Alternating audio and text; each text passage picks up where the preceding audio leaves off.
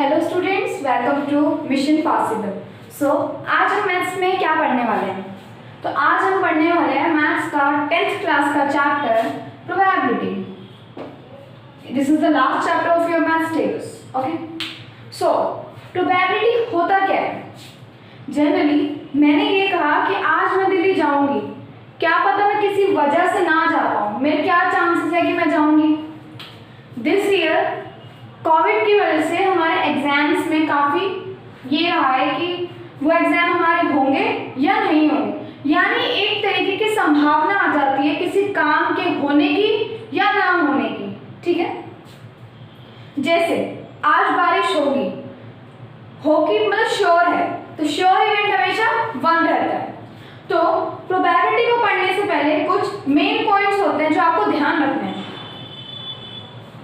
सबसे पहला point, probability of each event lies between 0 and 1, यानी कि आपका कोई भी इवेंट होगा, इवेंट यानी कोई चीज होना, या बारिश आएगी तो बारिश, यहाँ पे बारिश का होना क्या है? इवेंट। मैं दिल्ली जाऊंगी तो ये इवेंट होना, ओके, यानी जो एक्शन होने वाला है एक तरीके से। Okay, sum of all probabilities is 1, यानी कि अगर आपको किसी एक केस में ये दे रखा है, जैसे कि ये बैग है, इसके अंदर रेड बॉल है, ब्लू बॉल है, व्हाइट बॉल है। अगर आपको रेड की प्रोबेबिलिटी पता है, ब्लू की प्रोबेबिलिटी पता है और आपको व्हाइट पूछी गई है, तो आप क्या करोगे? Probability of red, probability of blue plus probability of white is equals to 1। तो आप 1 से सब्ट्रैक्ट कर दोगे इन दोनों का एडिशन, तो आपको क्या मिल जाएगी? प्रोबेबिलिटी ऑफ व्हाइट, यानी कि sum of all probabilities is 1। Next point, E1, E2 up to En cover all the possible outcomes of a trial, यानी कि देखो, अभी मैंने आपको इस बॉक्स में ये बताया कि रेड बॉल्स से, blue balls and white balls, ठीक है, तो यानी कि इसका कितना इवेंट हो सकते हैं? रेड निकल सकती है, ब्लू निकल सकती है, व्हाइट निकल सकती है। ठीक है, रेड ब्लू इकट्ठी भी निकल सकती है, ब्लू व्हाइट भी इकट्ठी निकल सकती है, व्हाइट रेड भी इकट्ठी निकल सकती है। तो यानी कि क्या क्या इवेंट इस एक क्वेश्चन में या एक किसी भी एक गिवन प्रॉब्लम में हो सकते हैं? तो अप टू En, यानी कितने भी हो सकते हैं। जरूरी नहीं कि एक क्वेश्चन से आप एक ही पार्ट सॉल्व कर सकते हो, नहीं, उसमें बहुत से केसेस बन जाते हैं। जो केसेस बनेंगे उनके इवेंट्स बन सकते हैं, वो हमारे ये बने। तो प्रोबेबिलिटीज का फॉर्मूला क्या होता है? यानी कि प्रोबेबिलिटी गिवन होती है हमारे, ये जो PE से हम डिनोट करते हैं, यानी probability of any event. Number of trials in which E happened, यानी कि कितने नंबर्स में आपका जो इवेंट हुआ है, यानी कि जो आप चाहते थे वो हुआ है, और आपने कितने ट्रायल मारे।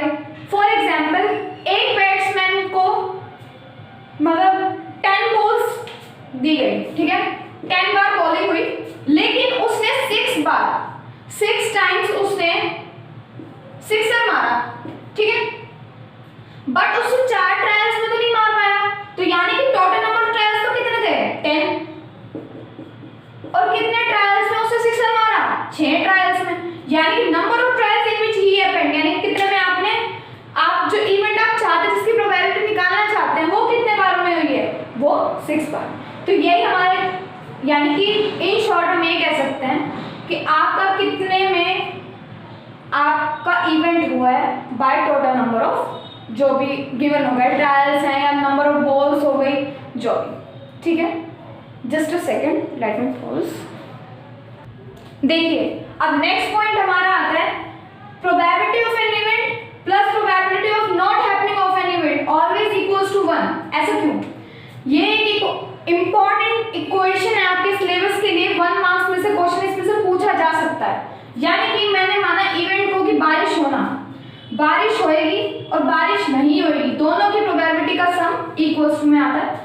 ये क्वेश्चन किस तरीके से पूछा जा सकता है कि probability of event of an happening, यानी कि आपको इवेंट दे रखे कि भाई एक बॉल है, वो ग्राउंड की बाउंड्री को टच करेगी, तो उसकी प्रोबेबिलिटी है PE is equal to 0.7।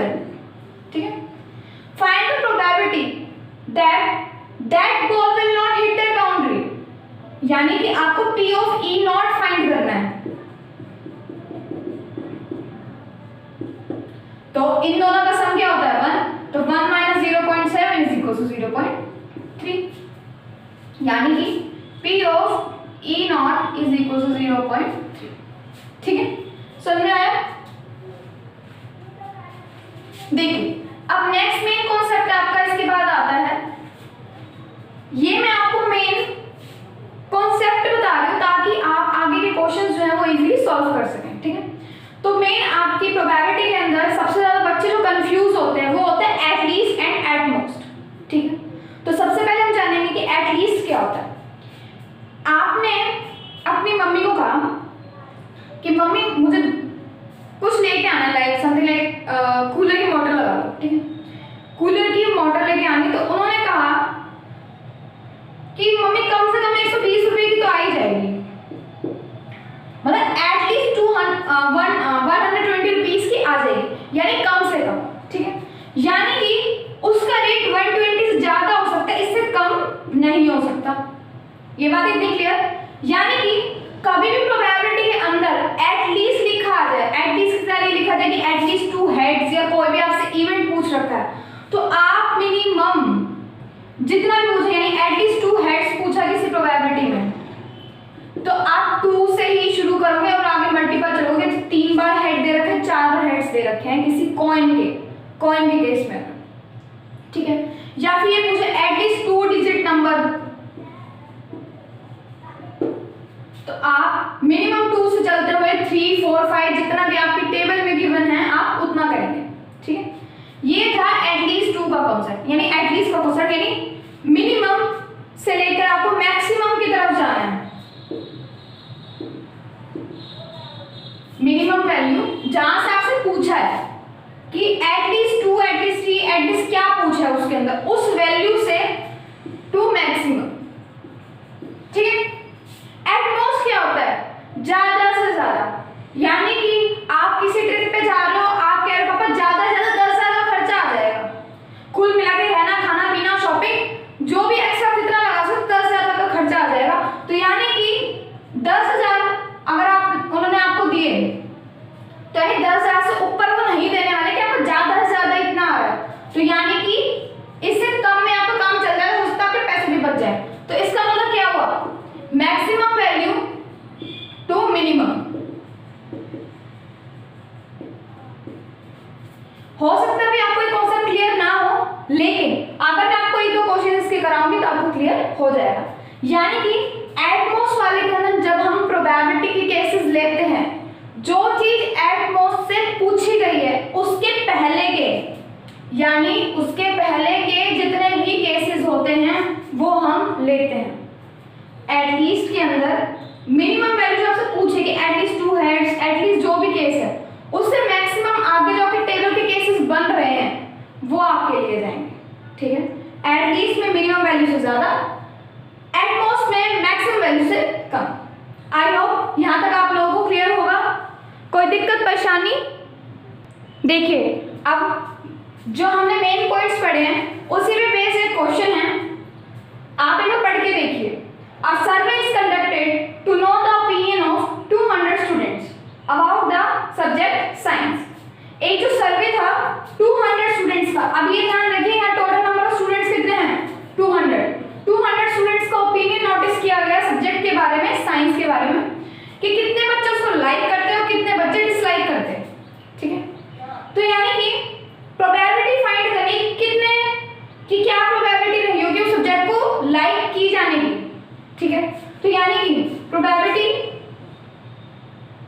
Of like student, like subject, probability of that students who like the subject. ठीक है, जिन्होंने लाइक किया कितने स्टूडेंट्स थे?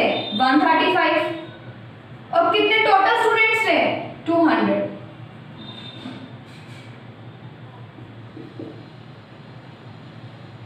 ठीक है, आप इसको सॉल्व करोगे तो इसको सॉर्ट हो जाएगा। Probability those who had disliked the video।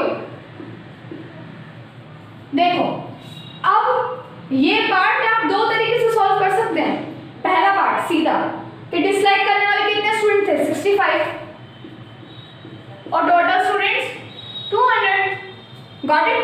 लेकिन अगर मैं कहूँ ये आंसर आपको इस तरीके से नहीं निकालना, आपको दूसरे तरीके से निकालना है, यानी कि लाइक करने वालों की और डिसलाइक करने वालों की, यानी एक की पसंद होगी और दूसरे पसंद की नहीं होगी, तो होना और ना होने दोनों का एडिशन इज इक्वल टू 1, यानी कि probability of light probability of not light is equal to 1। देखो ये जो बार होता है इसके ऊपर ये डिनोट करता है कि ये जो इवेंट है वो नहीं होगा, तो यानी कि probability of light 135/200 plus probability of not light is equal to 1।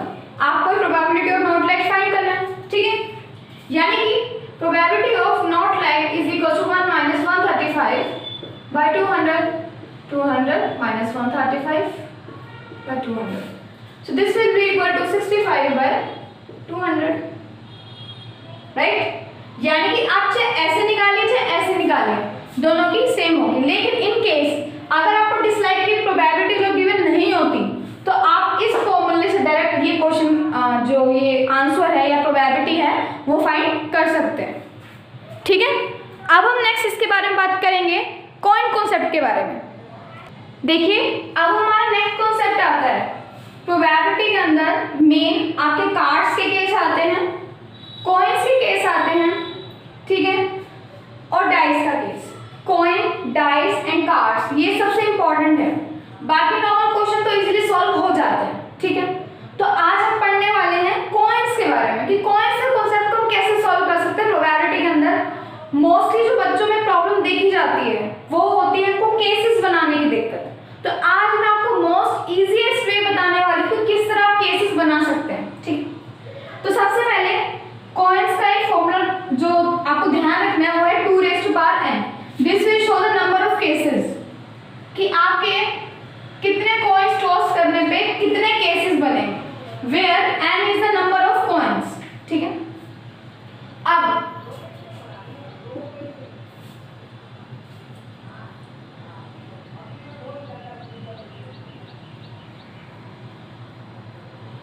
देखो अब हमने ये कहा if n is equal to 1 यानी it means only one coin is tossed, यानी कि 2^1 विल बी इक्वल टू 2। तो अब आपको पता है अपने पास एक कॉइन है तो उसके दो ही केस बनेंगे, या तो हेड या तो टेल्स। हेड टेल्स तो पता होगा आपको, है ना। If n is equal to 2 यानी कि अगर 2 कॉइन्स टॉस की जा रहे हैं यानी 2^2 इज इक्वल टू 4। अब देखिए जब पहला कॉइन टॉस किया जाएगा यानी इसके अंदर भी पहले आप ये तो है नहीं कि दो इकट्ठे हैं टॉस और कुछ ना केस बनेंगे। बंद कर बंद को पोस्ट। देखिए जब 2 कॉइन्स टॉस किए जाएंगे चाहे वो साइमल्टेनियसली हो चाहे अलग अलग हो, तो जो पहला कॉइन होगा यानी कोई भी इनमें से एक, तो एक ना एक का तो हेड एंड टेल्स तो बनेगा, ठीक है। मतलब कहने का मतलब ये एक पे हेड आ सकता है एक पे टेल सकते हैं, एक कॉइन के दो प्रोबेबिलिटीज, ठीक है। तो अगर मान लो दोनों पे हेड आ गया तो अगली बार क्या आ सकता है या तो हेड या तो टेल्स। देखिए थोड़ी कंफ्यूजन लगेगी। जब दो कॉइन्स को टॉस किया गया मैंने ये मान लिया कि दोनों पे हेड आ गया, ठीक है, या तो दोनों पे हेड आ सकते हैं या तो दोनों पे टेल्स आ सकते हैं, तो चेंजेस हो सकते हैं। लेकिन मैंने रिस्पेक्ट किया मान लिया भाई एक का हेड आ गया एक का टेल आ गया, ठीक है। अब जिसका हेड आया उसका दोबारा हेड या दोबारा फिर से टेल आ सकता है, तो क्योंकि 2 बार टॉस करना है। रिमेंबर दैट एक कॉइन को 2 बार टॉस करना है, ठीक है। फिर अब जो हमारा टेल्स बचा इसका फिर से हेड इसका फिर से टेल्स, ठीक है। यानी एक ये केस बन गया एक ये केस बन गया एक ये एंड दिस, यानी कि it will be equal to HH HT TH TT। This is how we will make. इसकी शॉर्ट ट्रिक इतनी है, ज्यादा एक्सप्लेनेशन में जाने की जरूरत नहीं है, सिर्फ HT आप कंसीडर कर लो, इसके दो केसेस बना दो, या तो हेड आ सकता है तो टेल आ सकता है, या तो हेड आ सकता है तो टेल आ सकता है, simple. Okay if n is equal to 3 यानी कि 3 टाइम्स आपने टॉस किया, ठीक है। अब देखो रहेगा तो वही हेड या टेल, क्योंकि टॉस से कुछ भी कर लो आने तो इन्हीं दोनों में से कोई एक चीज है, ठीक है। तो अब हमें 3 बार करना है, यानी कि पहली बार या तो हेड या तो टेल, ठीक। पहली बार करेंगे या तो हेड आएगा तो टेल आएगा, ये पहली बार हो गई फर्स्ट टर्म, ठीक है। दूसरी बार जब करा तो ये हमारी दूसरी बार वाली बात हो गई कि भाई फिर से या तो हेड या तो टेल, या तो फिर से हेड फिर से टेल। यहाँ तो क्लियर। अब देखो, अब तीसरी बार या तो इस हेड से फिर से हेड या टेल निकलेगा, ठीक है, फिर इस टेल से हेड या तो टेल। यही हो सकता है कि भाई सबसे पहले स्टार्टिंग में जब हमने टॉस किया तो हेड आया, अगर उन्होंने आपको फिर या तो हेड आया तो टेल आया, ठीक है, फिर दूसरी बार आपने करा या तो हेड आएगा या तो टेल आएगा, ठीक है, फिर तीसरी बार करोगे या तो हेड से भी हेड या टेल भी आया तो आपका हेड या टेल। तो ये चेन बढ़ती जाएगी, या तो हेड या तो टेल या तो हेड या तो टेल, ठीक है। अब इसके केसेस टोटल नंबर केसेस कैसे बनेंगे, कैसे सॉल्व करेंगे? सबसे लेंगे ऐसे एच एच एच, एक मिनट रिकॉर्ड हो रहा है या इट्स वर्किंग, ठीक है। Head head head, then head head tail, head head tail, ठीक है, फिर हेड हेड टेल हेड। देखो आपको लेना कैसे, एक बार तो आपको स्ट्रेट चेन लेनी है, एक बार आपको मूव करना है, टेढ़ा वाई बन जाएगा, ठीक है। फिर आप हेड टेल हेड यानी इस पे से जाओगे, फिर हेड टेल टेल। हेड्स के आपको 4 केस बन गए, अब 4 ही केस इसके बनेंगे। देखो ये लाइन गई straight, T H H, T H T, ठीक है, ये आपकी गई ऐसे। Tail tail head, tail tail tail, ठीक है। यहां तक आपको क्लियर हुआ? यानी कि इसके अंदर कितने केसेस बनेंगे? 2 रेज़ टू पावर n, आपको मैंने शो कर बताया था, अगर n 1 था तो 2 cases, 2 raise to power 2 is equal to 4 cases, यहाँ 4 बन गए पूरे, ठीक है। 2 raise to power 3 is equal to 8, यानी 4 इसके और 4 इसके दोनों को ऐड कर दोगे तो कितने आ जाएंगे? 8। Is it clear?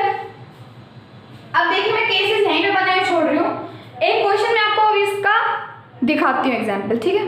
ये देखिए, अब एक क्वेश्चन है, a coin is tossed 3 times, 3 times यानी कि 2 raise to power 3 is equal to 8 case, यानी हमारा ये वाला पार्ट का क्वेश्चन मैंने आपसे पूछा है।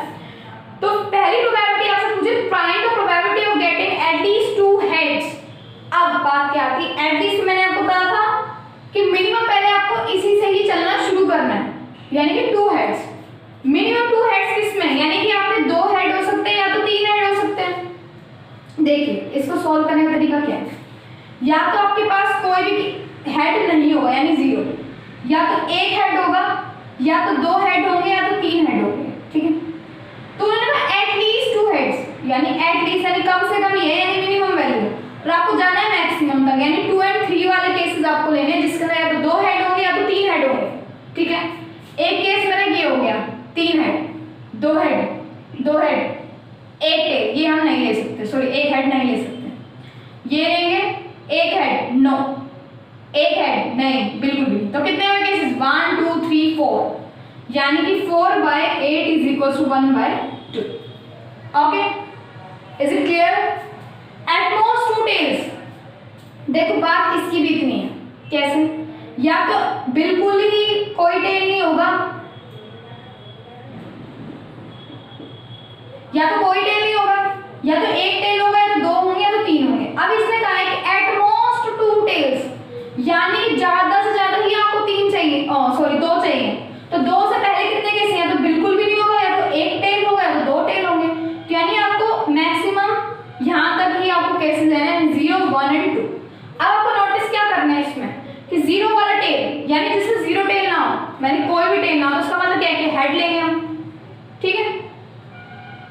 चलो इसको देखते हैं। सबसे पहले मैं एटमोस्ट 2 टेल, 1 हेड वाला देखते, 1 टेल वाला, 1 2 3, ठीक है। वो इसलिए ये एटमोस्ट आपको 2 लेंगे, तो ये मैं टेस्ट लूंगी, 1 टेल 2 टेल 2 टेल, लेकिन मैं 3 इसलिए नहीं ले सकती क्योंकि वो एटलीस्ट में हो जाएगा, ठीक है। तो लास्ट केस क्या बचाएगी, क्योंकि इसके अंदर 0 यानी एक भी टेल नहीं है, 1 2 3 4 5 6 7, यानी 7/8। Okay, is it clear? अब देखिए इसका नेक्स्ट थर्ड पार्ट अगर मैं आपसे पूछूं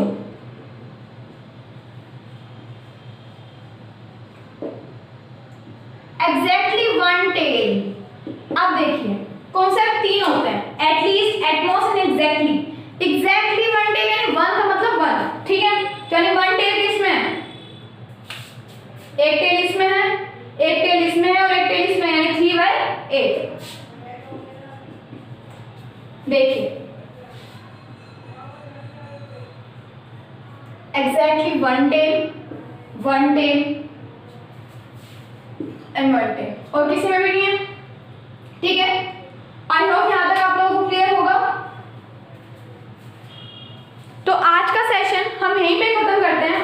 नेक्स्ट वीडियो में हम पढ़ने वाले हैं डैश के कॉन्सेप्ट के बारे में और कार्ड्स के कॉन्सेप्ट के बारे में। और कार्ड का कॉन्सेप्ट मैं आपको अलग तरीके से ऐसे ही 4 केसेस बना के बताऊंगी ताकि आप वो लोग समझ सको, ठीक है। लाइक शेयर कमेंट करते रहिए प्लीज़। वीडियो पसंद आया तो लाइक कर दीजिएगा, सब्सक्राइब भी कर दीजिए चैनल को। Take care, bye bye and please अपने घर पे रह के सेफ रहिए और अपनी फैमिली के साथ रहिए इस टाइम पे, ठीक है।